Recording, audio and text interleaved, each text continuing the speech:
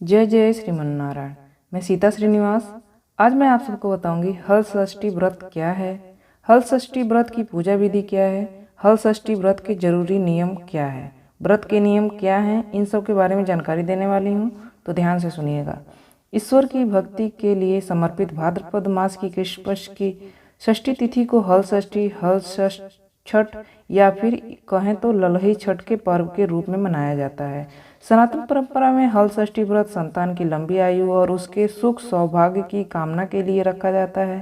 पौराणिक मान्यता के अनुसार इसी पावन तिथि पर श्री कृष्ण के बड़े भाई बलराम का जन्म हुआ था। मान्यता है कि इस व्रत को विधि विधान से करने पर संतान से जुड़ी बड़ी से बड़ी बालाएं दूर हो जाती हैं।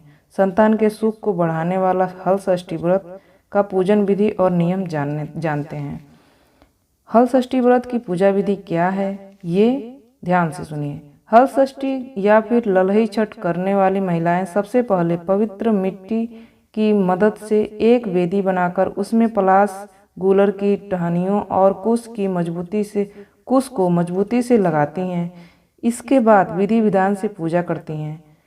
विधि विधान से पूजा करते हुए बगैर जुते हुए खाद्य पदार्थ को अर्पित करती हैं। इस व्रत में महुआ, पसही या चावल और भैंस का दूध और उसमें बनी चीज़ों का प्रयोग किया जाता है और महिलाएं इन्हीं के माध्यम से इस व्रत का पारण करती हैं। अब सुनिए हल षष्ठी व्रत के जरूरी नियम। हल षष्ठी व्रत के जरूरी नियम क्या है, ये बताने जा रही हूँ। संतान के सुख और लंबी आयु के लिए रखे जाने वाले इस व्रत को रखते समय न तो कोई अन्न खाया जाता है और न ही हल से जुता हुआ कोई अनाज या सब्जी आदि का प्रयोग किया जाता है। ऐसे में इस पावन व्रत में तालाब में पैदा होने वाले खाद्य पदार्थ अथवा बगैर जुते हुए पैदा होने वाले चीज़ों का प्रयोग किया जाता है। इसी प्रकार हल षष्ठी व्रत में विशेष रूप से भैंस के दूध का अथवा उससे बनी चीज़ों का ही प्रयोग किया जाता है। ये जानकारी आपको कैसी लगी? इस तरह की जानकारियाँ पाने के लिए आप मेरे चैनल को सब्सक्राइब कर दीजिएगा।